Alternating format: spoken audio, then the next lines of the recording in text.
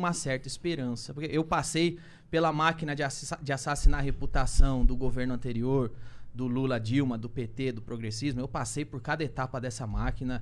Eu tenho tanta coisa coletada, vou fazer um documentário em breve. Chamei o Cláudio Manuel, do Cacete e Planeta, ele tá trabalhando comigo nisso. Não. Cláudio Manuel fez um documentário espetacular do primeiro cancelado do Brasil, que foi o Wilson Simonal. Sim. Esse documentário, esse livro é espetacular. Eu chamei o Cláudio Manuel, nós estamos trabalhando nisso. E então, cara... Cara, você conta um pouco mais pra mim desse Wilson Simonal. Por que ele foi o primeiro Wilson cancelado? Simonal, cara, que ele era cantor. Eu tô por O Wilson fora. Simonal é o seguinte, cara, foi provavelmente o maior showman que o Brasil já existiu. E ele, acho que diferente do Roberto Carlos, chamava muito mais atenção lá fora, porque ele era negro. Então, assim, se olhava pra ele, era um cara que cantava como ninguém, dançava como ninguém. Foi o primeiro cara que encheu lá o Maracanãzinho, lá no Rio. O cara foda. E aí, quando os gringos olhavam pra ele, pirava. Essa é a cara do Brasil. É um cara negro. Multitalentoso. É o Frank Sinatra brasileiro. Uhum. E ele foi provavelmente o cara do show business mais pica que já existiu. Mas ele era militar. Ele era negro, pobre e militar. E, nesse período, começaram a formar essas panelinhas. Hoje fala-se muito em cancelar, né? A patrulha do cancelamento. Começou os avós do cancelamento. Começou ali Chico Buarque, Caetano Veloso, Elis Regina, a Patotinha comunista mesmo ali. E começaram a falar pro Wilson Simonal. E aí, Wilson Simonal, você vai pagar esse pedágio pra nós? Você vai fazer a propaganda ideológica que você quer aí? Ou não? Ele falava, não quero fazer porra nenhuma dessa bosta aí, eu só quero cantar, eu sou cantor. Eu não sou comunista, não sou esquerdista, não sou progressista. Eu sou cantor. Eu quero ir lá fazer meu show e voltar. E pegaram birra do cara. E aí pegaram uma brecha a hora que o cara vai lá. E ele era um cara que tinha lá a arrogância dele, porque ele era muito foda. Pegaram um dia que um contador dele fez merda, ele mandou dar um pau no contador dele, porque ele acusou o contador de ter roubado ele.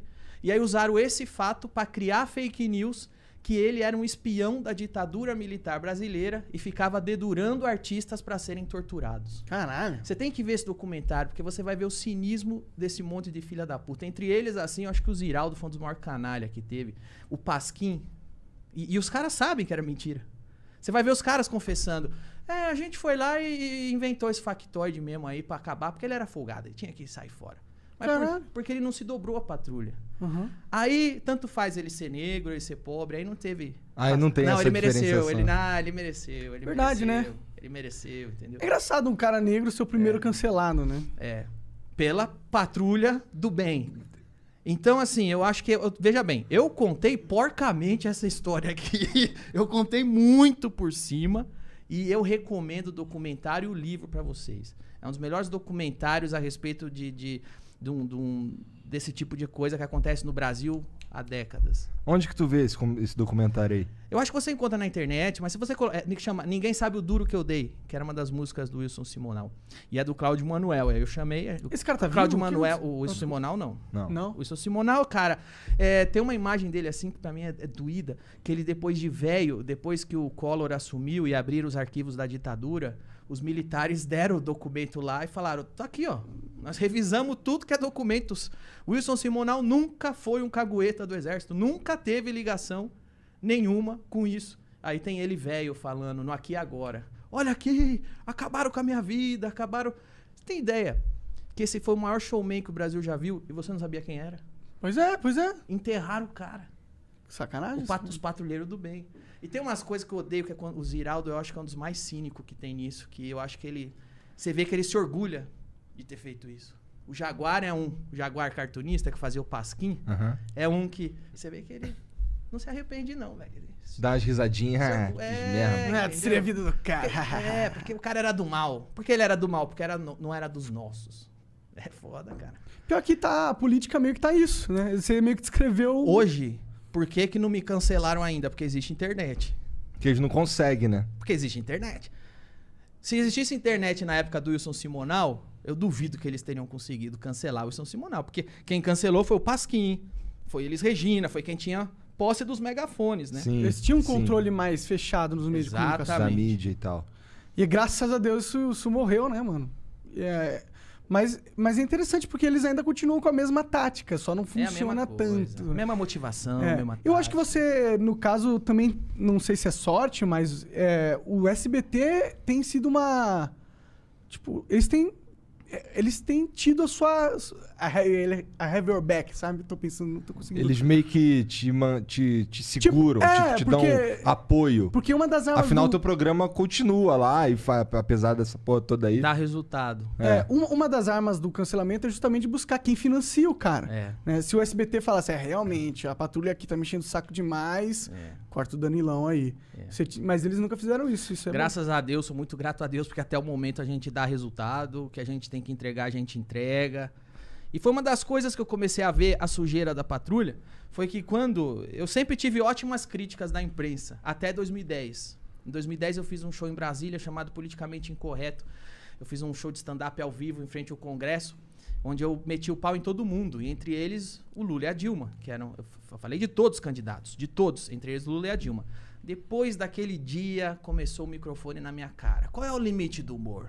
Você acha que é certo? E aí... foi virando o negócio. Então eu notei que ali eu comecei a pisar em terreno que eu não podia, né, cara? Entendi, começou a incomodar. Entendeu? O Cláudio Manuel, se vocês procurarem, ele foi no meu programa 1 ano ou 2 anos atrás. Não sei se foi 2019 ou 2018. E a gente fala disso. E o Cláudio Manuel fala... Tá no YouTube, podem procurar. Cláudio Manuel de noite. E ele relata que o Cacete Planeta sempre zoou. Zoava o Itamar, zoava o Collor, zoava o Fernando Henrique. E aí na era Lula, eles zoavam o Lula. E ele falou que pela primeira vez começa a vir os carinha... Isso aí não pode falar não, hein, velho? Não, mas como não? Eu zoava o Fernando Henrique? Não, mas o Lula não pode zoar. Porque ele é da classe operária. Foi a primeira vez que começaram a pôr no canto que não pode zoar, entendeu? Que bizarro, cara. Porque assim, isso... Não tem outro nome, isso é, censura. Mas o PT ele sempre teve essa vontade, né? Eles vivem falando, não, temos que regulamentar... Regulamentar a mídia. O que era regulamentar a mídia? O que é regulamentar? Eles ainda insistem nisso, inclusive. Mas sabe, mas assim, beleza, eu acho que hoje a máquina do PT tá muito mais fraca, porque eles estão fora. Eu acho que a crítica construtiva é fazer quem tá com a mão, quem tem a máquina hoje, que é o governo atual. Então, acho que a gente começou a falar do PT porque a gente começou a falar do governo atual. E essa foi uma decepção que eu tive, porque durante muito tempo o discurso era: esse governo sufocando a liberdade de expressão. Olha o que o Franklin Martins está querendo fazer. Olha o que o governo está querendo fazer. A gente precisa zelar. O que eu achei? Quando mudasse o governo, o atual governo, ia pôr um raio-x na máquina de assassinar a reputação do governo anterior. Não quer perder tempo criando a sua própria máquina, criando o seu próprio gabinete do ódio. Eu acho que isso foi uma escorregada, foi uma desgraça tremenda, cara. Os caras é que deviam estar... o governo atual é que devia estar colocando na parede as fake news do governo anterior, das quais tinha uma máquina gigantesca. Brasil 247, esses blogs eram tudo... Catraca Livre. Tudo indiciado na Lava Jato. Os caras ganhavam dinheiro, os caras faziam parte de uma máquina. É uma propaganda, um braço de propaganda. E os caras foram tão podres, você sabe, foram com tanta sede ao pote em tão pouco tempo que eles montaram o próprio gabinete dos caras fizeram igual. Agora, é reprovável igual. Você vai lá no meu Twitter, eu xingo os caras pra caralho. Eu ganhei inimizade dos caras por causa disso. Ninguém de Brasília gosta de tu, né, cara?